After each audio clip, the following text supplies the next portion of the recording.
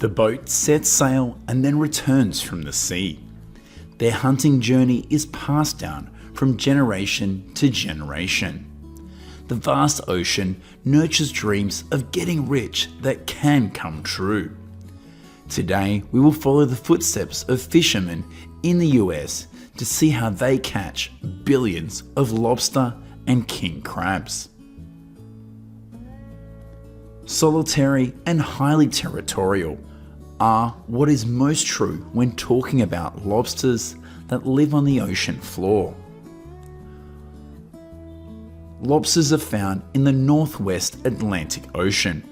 They are most abundant in the coastal waters from Maine to New Jersey and are commonly offshore in depths of up to 2,300 feet.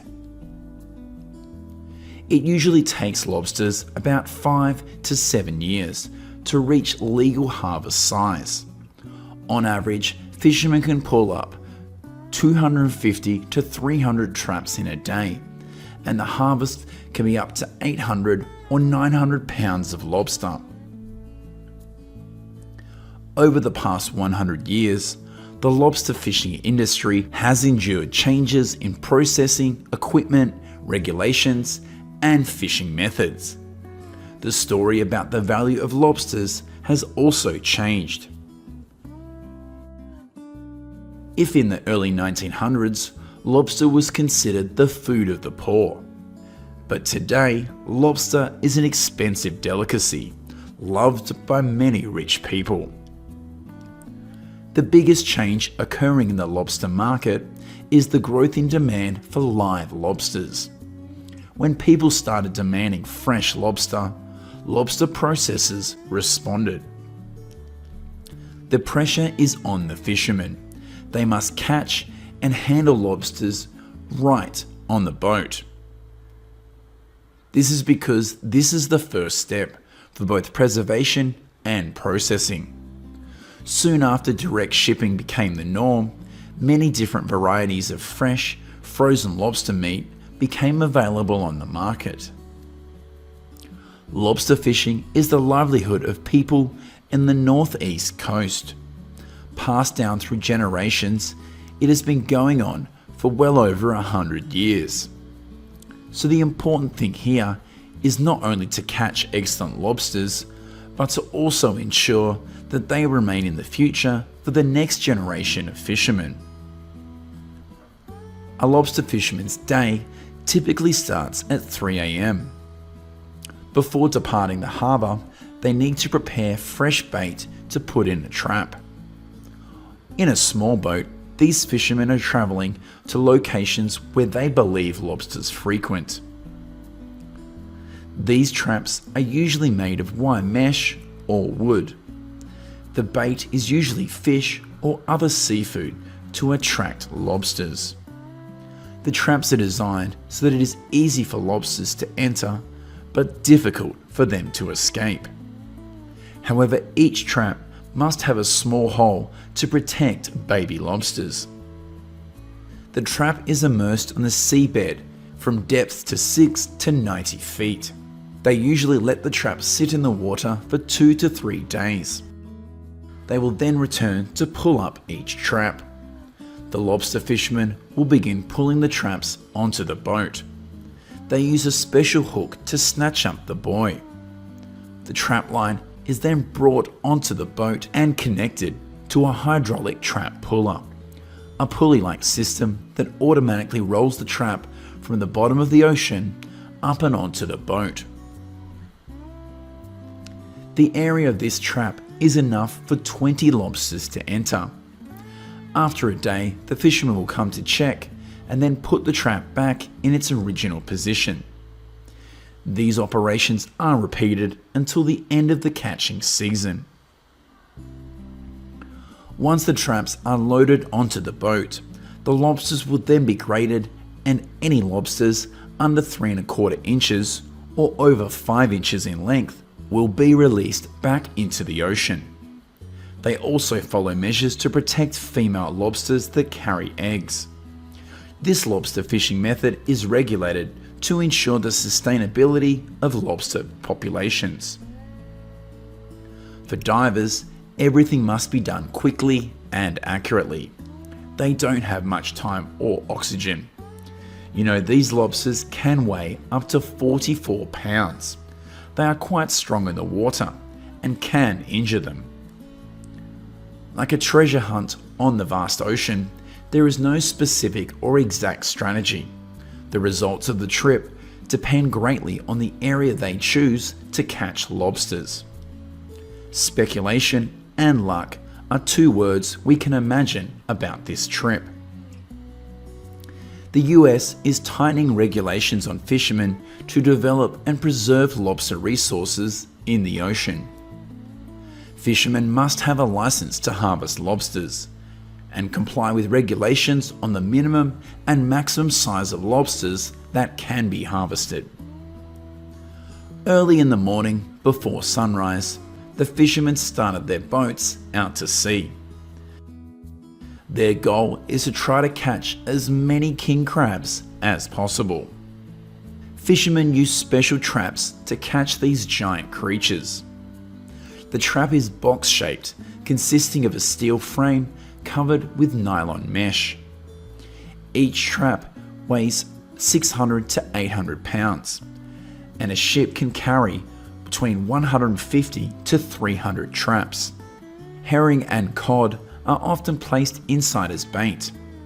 They will then release these traps to the seabed where the king crabs reside. The location of the trap is marked on the sea surface with a buoy. This is an identification sign for easy harvesting.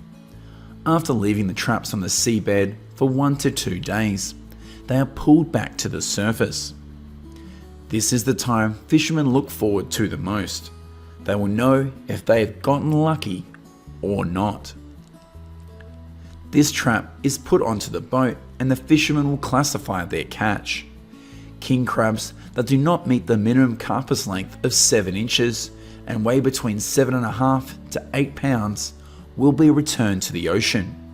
King crabs are kept alive in tanks until the boat arrives ashore for sale. If the weather gets too cold, live king crabs can freeze and burst. Besides, if left in the tank for too long, they can harm and kill each other because they can be cannibalistic. Additionally, if a crab dies for any reason, it will secrete toxins that can kill other crabs. If fishermen fail to remove the dead crab, it can poison the entire tank and ruin the catch. After catching, fishermen must transport king crabs back to the port to store it in oxygenated ice pumps to ensure freshness. The Alaskan king crab fishing is conducted in the fall in the waters off Alaska and the Aleutian Islands.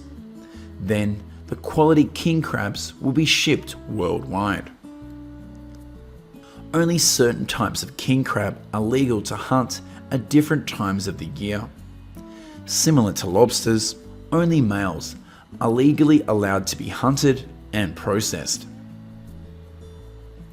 In fact, behind the nutritious dishes and economic value that king crabs bring, fishermen also sacrifice many things to capture them.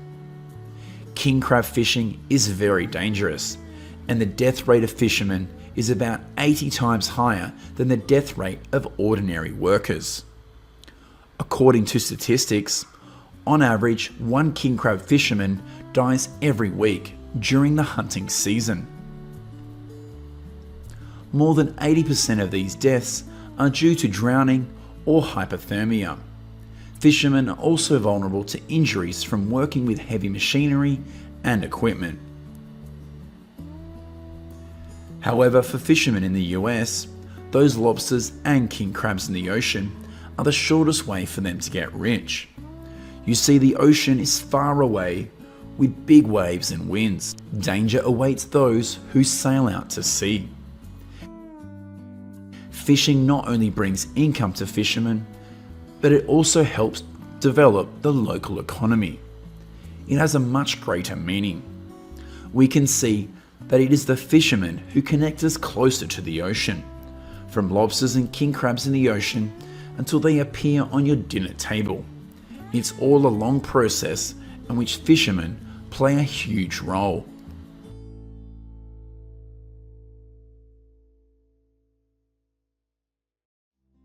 Hello my friends. The ponds located between the rice fields and the small river will become the starting point for today's adventure. Farmers here not only farm, they also raise aquaculture, turning small shrimp into a huge source of income. Right now, we'll learn how farmers raise and produce billions of shrimp in an industry worth $68.4 billion.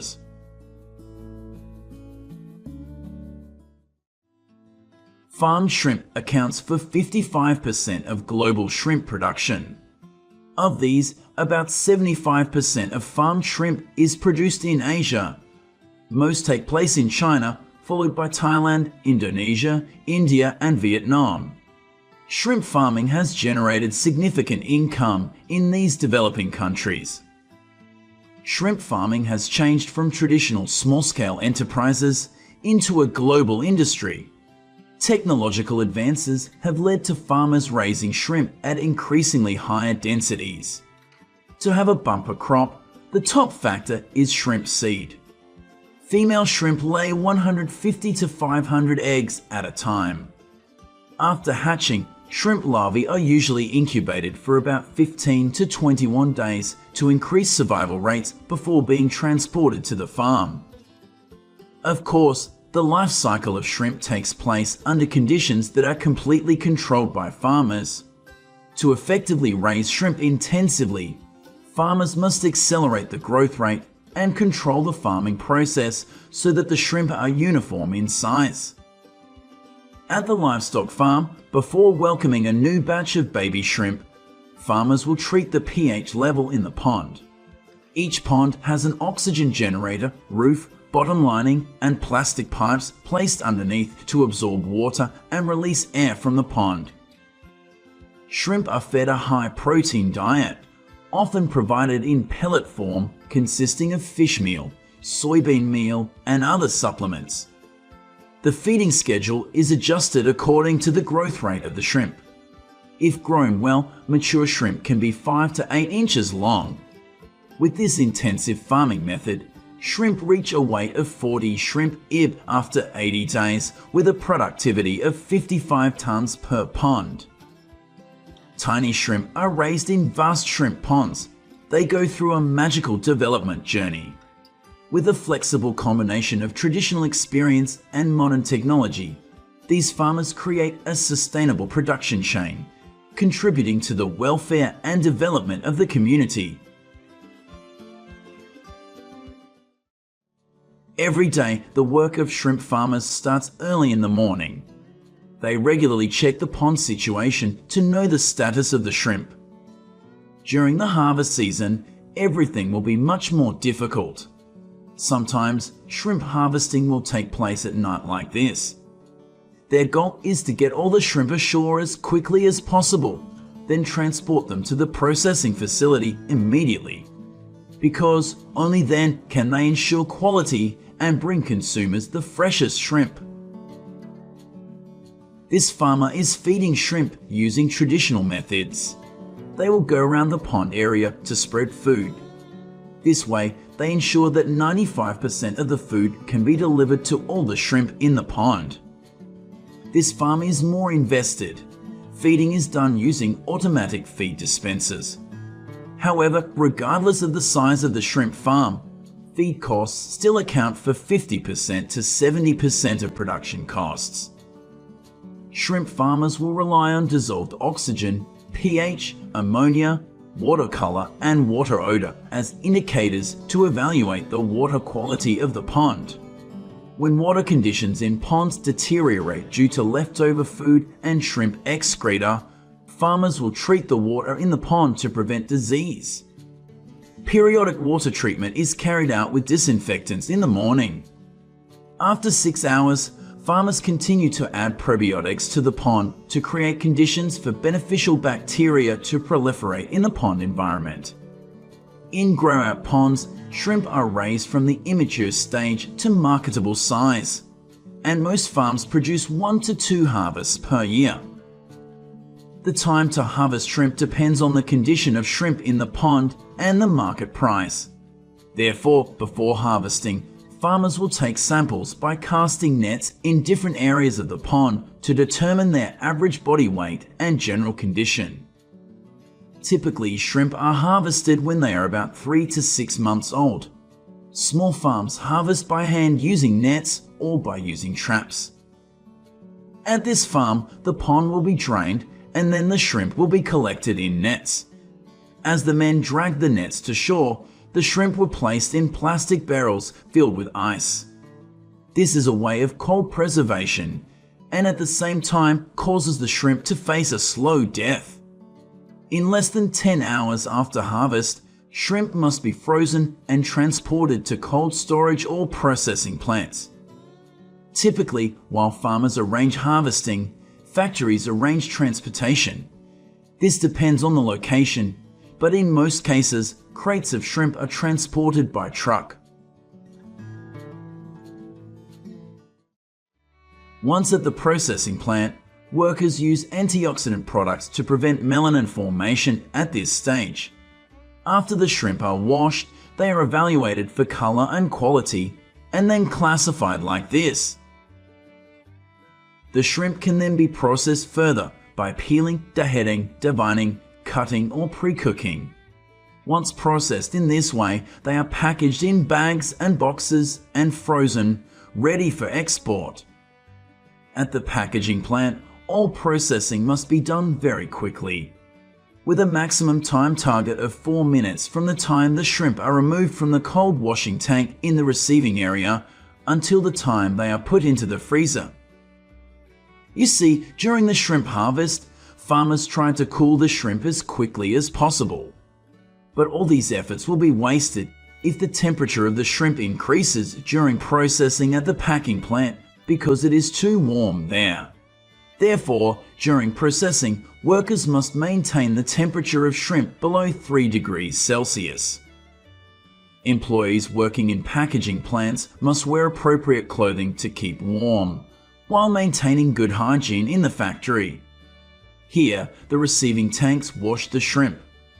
The inspection conveyor is designed and equipped with equipment to check and remove soft and damaged products before feeding a new batch of shrimp to the sorting machine. The sorting machine is responsible for monitoring and classifying the size of shrimp. This is the last opportunity to remove unsuitable shrimp or foreign material before the packaging process begins. Frozen shrimp is very fragile. Therefore, improper handling of these frozen products often causes broken shrimp. All packaging steps, including shipping arrangements, must be done gently and carefully to avoid damage to shrimp quality.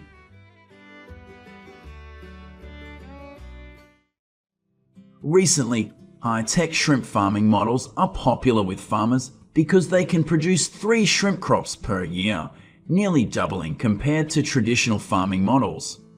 High-tech shrimp farming helps manage shrimp farming water quality and reduce the risk of diseases caused by weather. At the same time, the environment is protected because wastewater is thoroughly treated. The death rate of shrimp in high-tech shrimp farming is significantly lower than in traditional farming models. The shrimp industry is focusing on investing in developing a closed shrimp farming system from production to sales to reduce production costs and improve shrimp quality. Shrimp farmers have come together to form cooperatives to raise shrimp on a large scale.